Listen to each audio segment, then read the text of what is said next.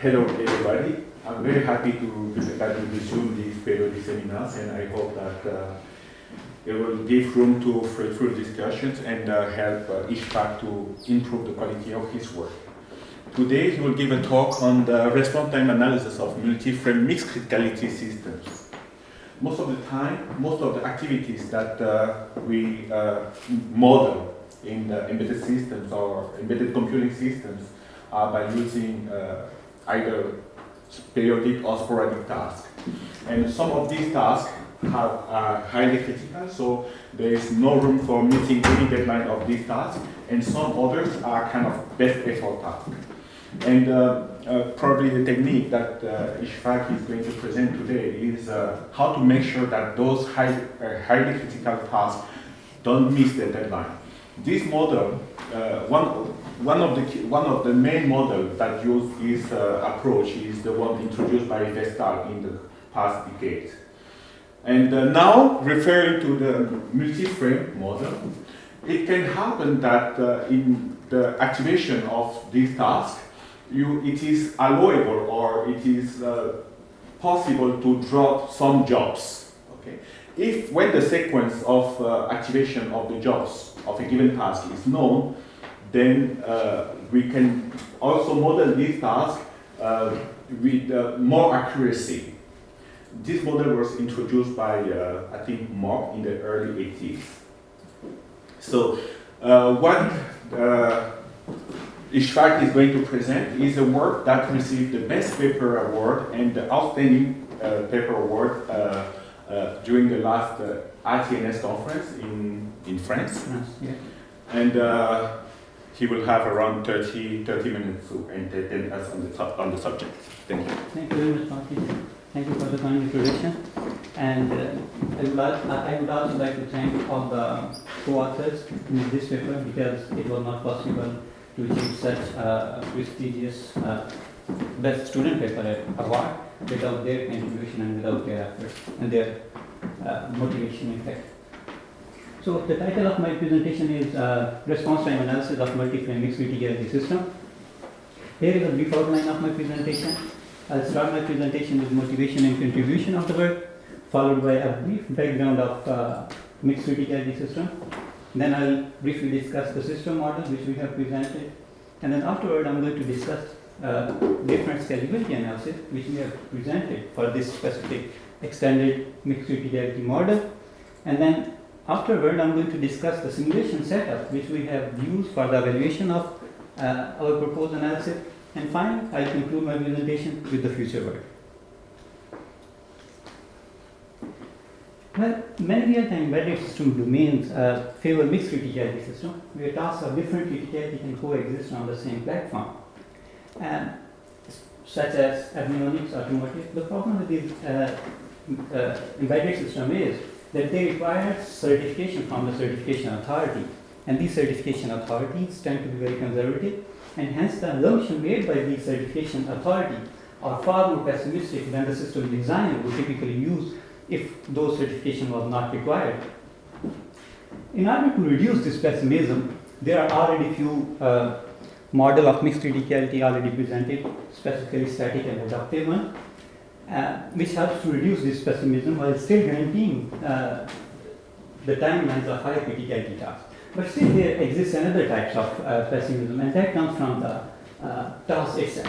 Now, when the worst case execution time of different jobs of the same task vary greatly according to a known pattern, in that case there exists some kind of pessimism. So in order to incorporate the multi-frame model or the task set which have different worst case execution time, we have presented a system model for mixed criticality system. And we have also presented 3 different types of schedulability analysis for this extended model. Mainly there are 3 main contributions. First of all, we extended both static and adaptive variant of Vestal model for task set which have a sequence of jobs that have different worst case execution time, and we have termed it as a multi-frame mixed criticality model. Secondly, we have presented for this extended model 3 different types of schedulability analysis. And finally, with the help of synthetic workloads, we have evaluated and compared our proposed analysis with previously presented analysis. Here is a brief background of one of the models which exists in terms of mixed criticality systems, specifically static mixed criticality, which was work originally presented by back in 2007. And in static mixed criticality system, a task has a criticality level. In the simplest case, it could be either low or high, and for each criticality level, there exists a worst case execution time estimate. The worst case execution time estimate of each task is monitored at runtime using void timer, and if the job tries to execute more than its assigned budget or its worst case execution time, it is simply terminated without affecting the future arrival of the same task. While in the adaptive variant of mixed criticality system, the system operates in different modes. In the simplest case, 2 modes and 2 criticality level. This work was being presented by Professor Brewer and Burns. System starts in the L mode, where all the tasks execute with their L mode worst case execution times, and if a job tries to execute more than its assigned budget, in this case, a mode switch occurs. And now, system works in a high criticality mode or H mode, and now all the low criticality tasks are omitted or stopped from execution, and only high criticality tasks are allowed to execute with their more safe worst case execution time, in other words, H worst case execution time. Under the multiframe model, a task is represented by a vector of worst case execution time. For example, for a n-frame multiframe task, a multiframe task is represented by n different frame worst case execution time that repeat in a round robin manner, and each of these n frames are called a superframe, and each of them is referred to as a frame. And a multiframe multiframe task is represented by a vector of worst case execution time, a period, and a deadline. We extended this multiframe task model for mixed criticality system by introducing a criticality level Ki, which could be again either high or low. For low criticality multiframe tasks, job J can be represented by only one worst case execution time or L worst case execution time, while on the other hand, job J of a high criticality task will be represented by 2 different worst case execution time, L worst case execution time and corresponding H worst case execution time. Now, in the multi-frame static mixed-criticality model, which we extended from previously static mixed-criticality model, each job may have different worst-case execution time. And again, like SMC, all the jobs are monitored at runtime, and if at any point in time, if a job tries to execute more than its assigned budget, it is simply terminated without affecting the future arrival of the same task. And for this specific case, the system is termed schedulable if no L task misses its deadline as long as all the tasks are executing with their L worst case execution time, and no H task misses its deadline as long as all the tasks are executing with their corresponding criticality worst case execution time. With corresponding criticality worst case execution time, I mean like if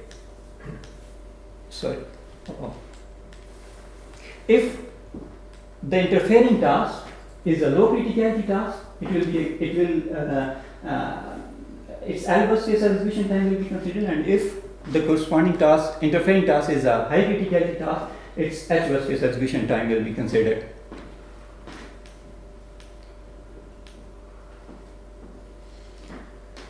Well, for the extended adaptive multi-frame mixed criticality model, what can happen is, like for this specific case, if a job tries to execute more than its assigned budget, not only this specific job is terminated without further execution, but meanwhile all the low criticality tasks, which is in this specific case is tau 1, is terminated, and all the high criticality tasks will start executing with their H worst case execution time.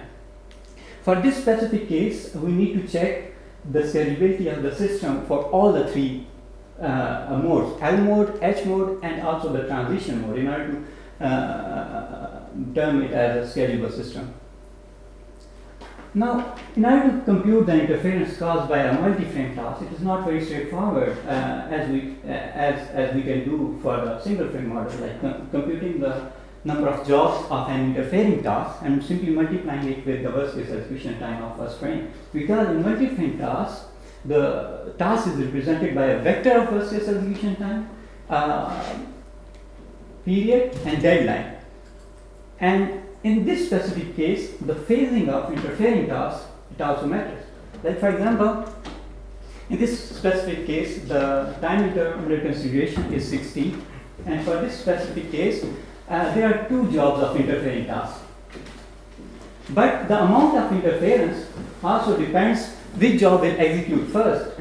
There are 3 possible scenarios for this specific example, and the amount of interference is actually dependent upon which job is executing first. Like for example, if job 1 executes first followed by job 2, the interference is 3, but the worst case scenario will happen when job 3 will execute first followed by job 1, which is 5 in this case. This work was basically presented by Professor Baruba for single criticality multi-frame task, and it works in 2 steps. First, by computing the number of jobs of interfering tasks, and then taking maximum of all consecutive sequences of the interfering task. And later, this specific function was extended in order to compute the number of in order to compute the interference caused by a high priority task for the time interval t using g function, which works basically by dividing the jobs in that time interval into superframe and residual jobs.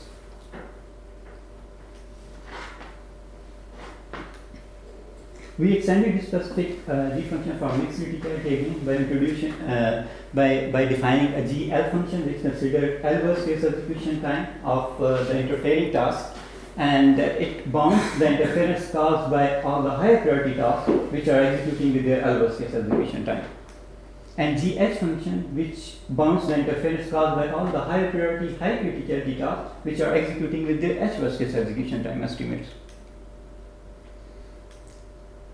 For specifically, this is the first analysis which we did for mixed criticality, multi-frame mixed criticality model, and specifically static one.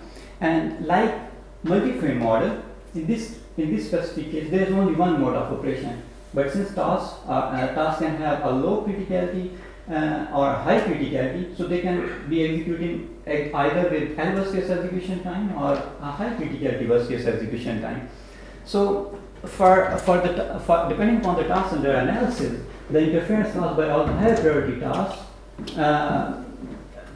can vary. Like for example, for a high criticality task, there are 3 different interference. Like the worst case execution time of task under analysis, the interference caused by higher priority L task, and interference caused by higher priority X task.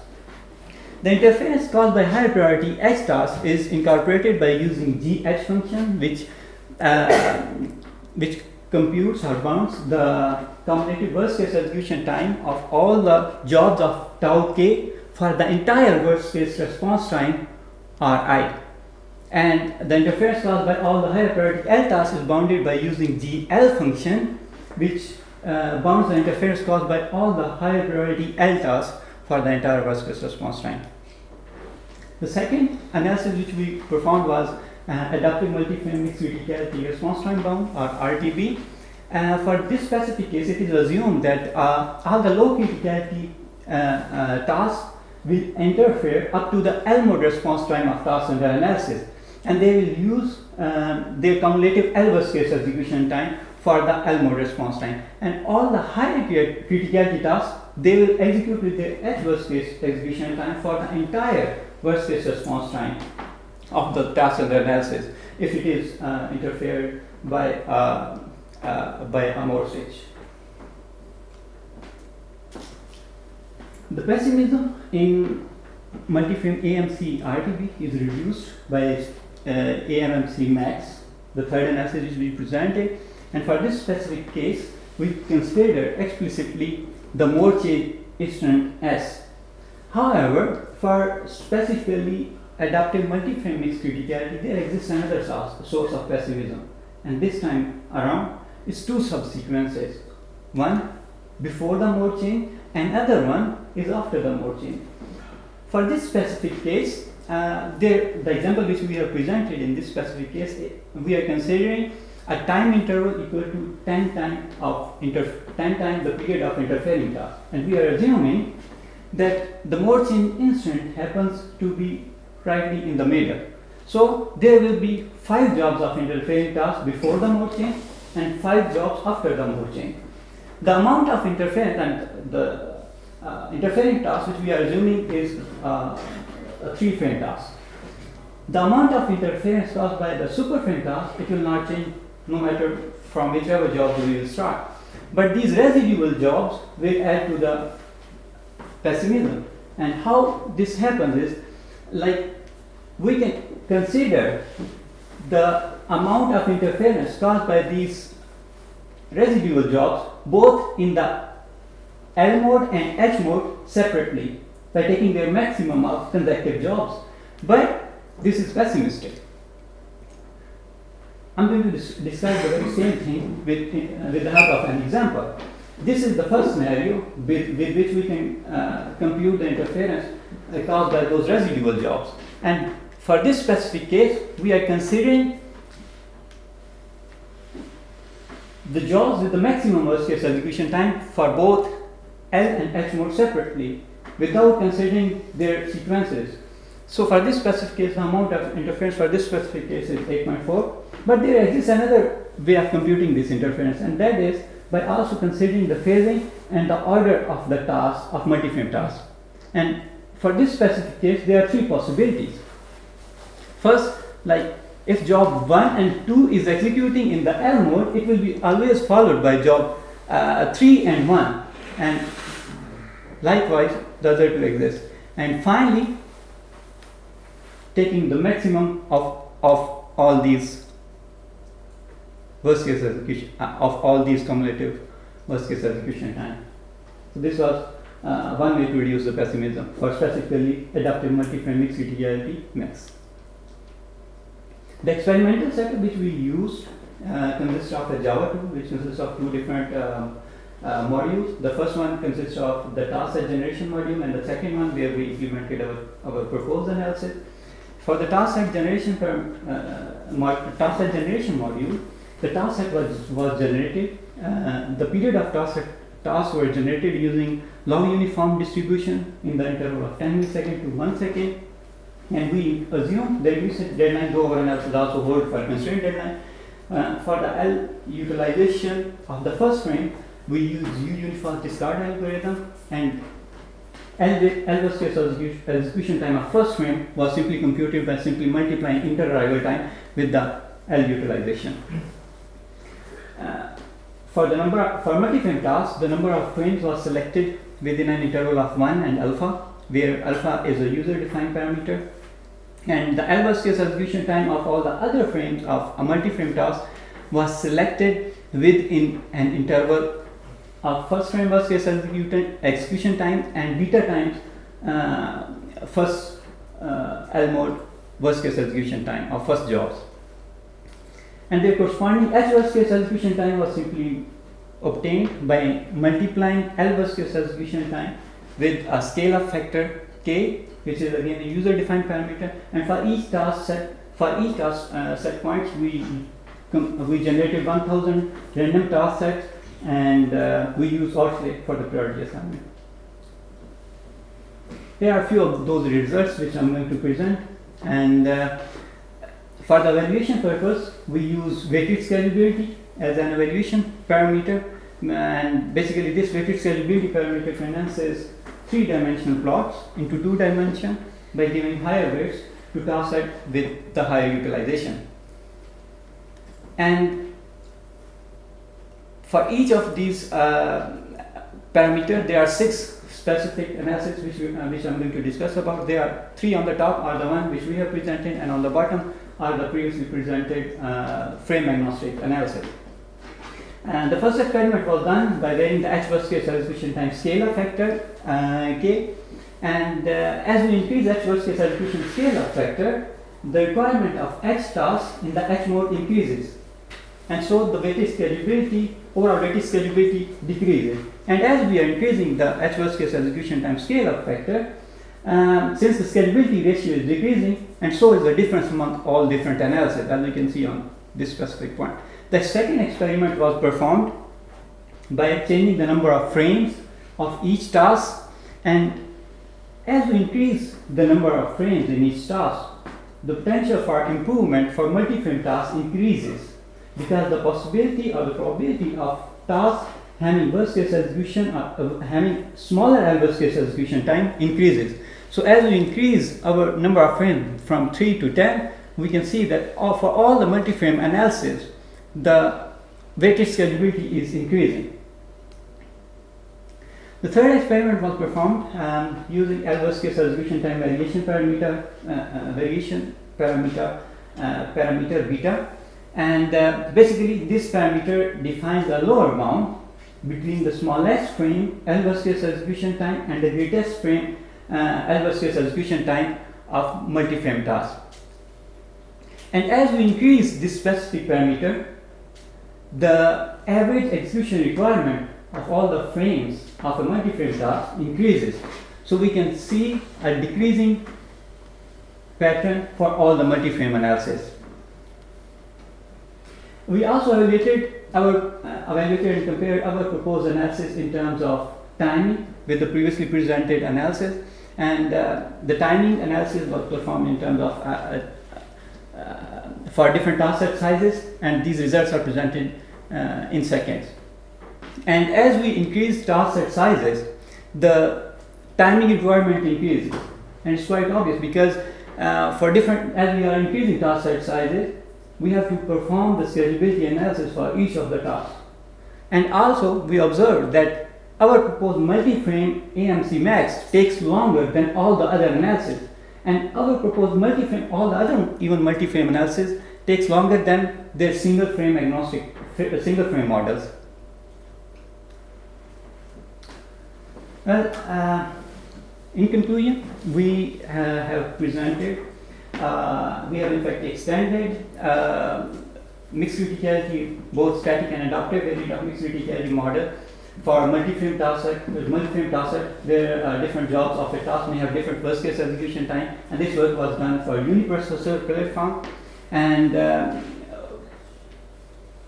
we presented 3 different types of schedulability analysis for this extended model. And in terms of comparison, we use a synthetic workload where we compared our proposed analysis with previously frame agnostic analysis, and we found that our proposed analysis performed better than previously proposed analysis, up to 63.8% in terms of scalability ratio. And our proposed analysis, though it performed better than previously presented analysis in terms of scalability ratio and weighted scalability ratio, but in terms of timing, it takes longer than the other analysis. In future, we are thinking to extend the same work for partition multi-core architecture, where we will incorporate the effect of memory stock under different memory access regulation models into the scalability analysis. Thank you so very much. It's the end of my presentation. If you have any question, I'll be happy to answer. Thank you.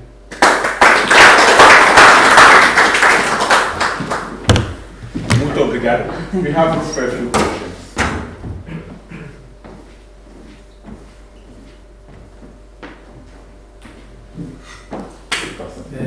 One thing that you didn't mention in your presentation, so what kind of applications in the real world would likely to fit this model? Well, yes, it's quite right. I forgot to mention this specific thing. It can happen like specifically ADVB and MPEG codecs, where different jobs of a task have different worst case execution time. For example, specifically if I talk about MPEG codec, there it can happen like there are 3 possible frames, like, and namely they call it P, I, and B, and their worst case execution time can greatly vary. So we can basically use our specific model for those examples. We are also exploring some work in terms of specifically in the domain of automotive, specifically AutoCert, but it's not final yet, so for the timing I'm not going to mention specifically. Thank you. A bit in the same line, do you plan to try to build some sort of, let's say, small tool from which, for instance, we can connect here, let's call it some high performance computing board running an hypervisor so that we can get some sort of worst case analysis between, let's say, 3 partitions, one running a standard operating system like Linux and at least having a partition running some Torch? Is it in the plan? Do you think this is feasible in some way, or do we need extra tools to do that? In terms of implementation, basically, so far we have defined 3 different phases. In the first phase, we are considering that we will consider the possible pessimism caused by different system models. So this is the first phase which we are working so far. In the second phase, what we are going to do is we are going to extend this specific work for the multi-core platform. This specific thing which you specifically mentioned, maybe we are planning to do it in the third specific phase. But so far, right now, it's not very obvious, I would say. But this is what we can maybe do in the future. Yeah, I think it's quite appealing since you spoke about the automotive industry. This is kind of what constructors are looking for, mostly in the context of outside automotive adaptive context, where what is expected is that you have some powerful board where some hypervisor will run and multiple operating systems, each one of them with different criticalities, and within each one of them several applications with multiple criticalities. So yeah, let's keep it syncing. Sure. Thank you. Thank you. Thank you for the comment. Yeah, I just have one question that, like in this model, you say that you have variable execution times. So I'm curious that what causes this variability in execution time? Like, what is actually the cause behind this variation? Like, is it the memory, or like, because you have different paths, obviously it depends on the path. So just wondering what causes this difference in execution time. Yeah, in terms of task model, there could be different possibilities in terms of variation among different frames of a task. One possibility is like for some specific example or for some specific case, we are transmitting different data at different points in time. For example, specifically, as I mentioned, for the case of ADVB, there are different data sets which are transferred at different point in time. For example, audio, video, or it's a simple data. So depending upon what you are transmitting at some specific time, worst case execution time vary. The other possibility, as you mentioned, it can also happen like which specific path you are following while computing the worst case execution time specifically for the compute, which is being used for the computation of worst case execution time for using different techniques. So it can happen from different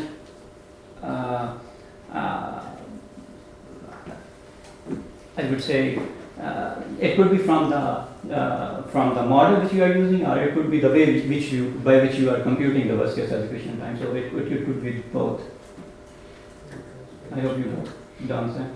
It's like more like it depends on the input as well and also the way which you are computing the worst case execution time.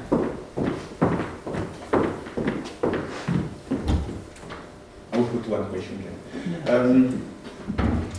Usually we have you have a window of time, and you have a certain amount of workload that you want to execute in that window. And my question is also related to the variability of the worst case execution time of the task. It could happen. I mean, in practice, it is the case that when you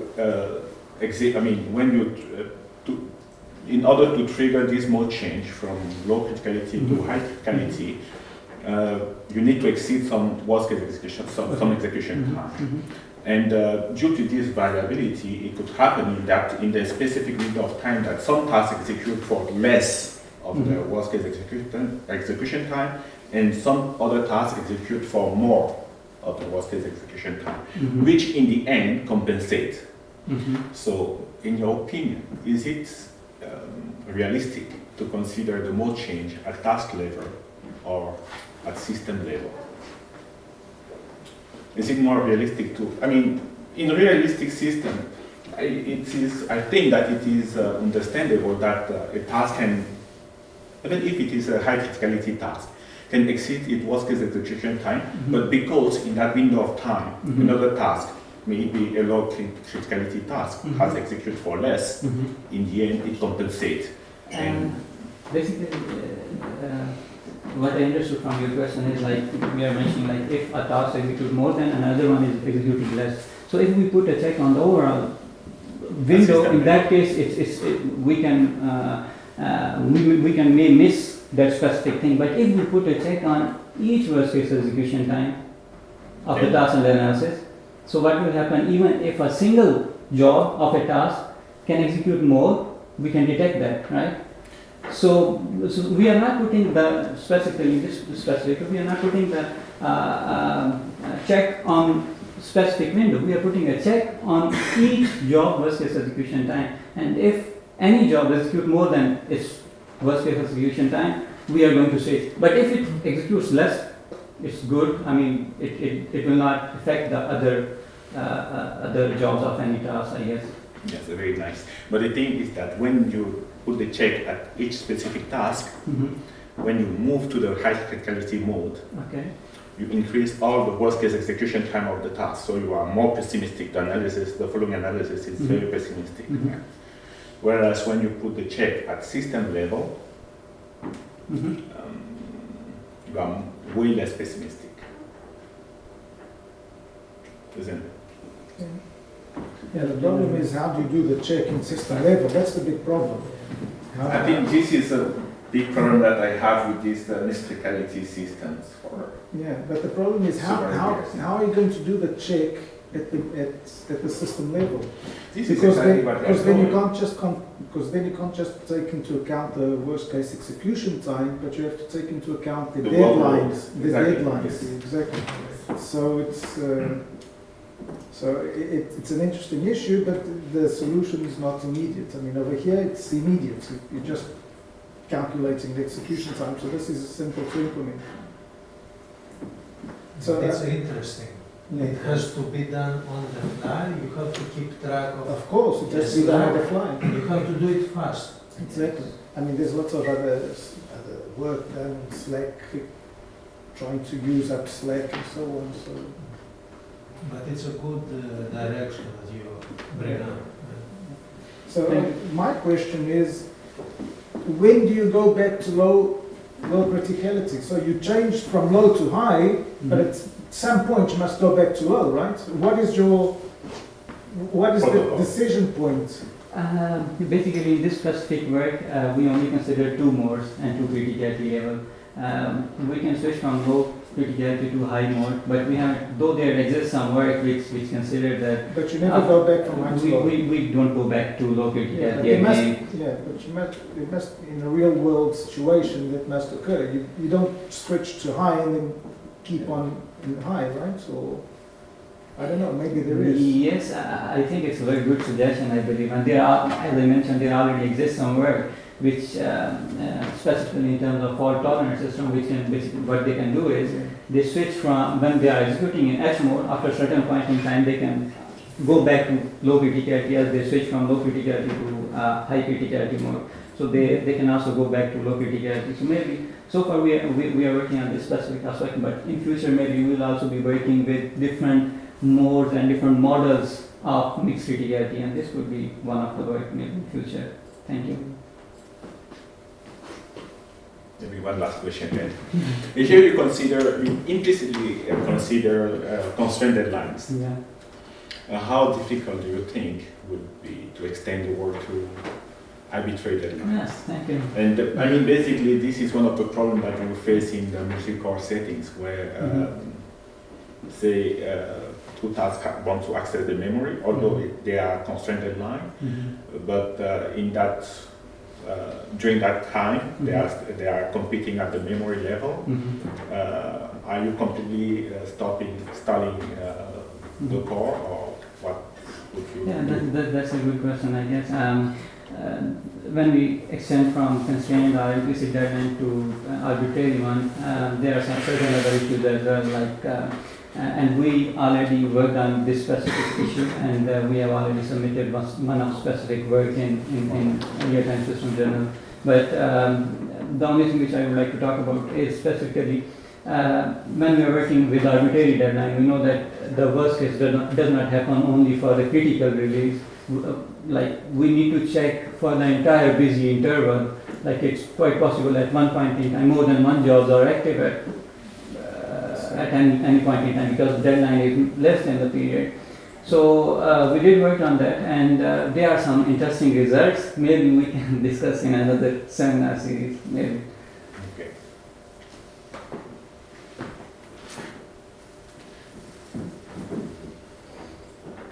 Molto obrigado, não é?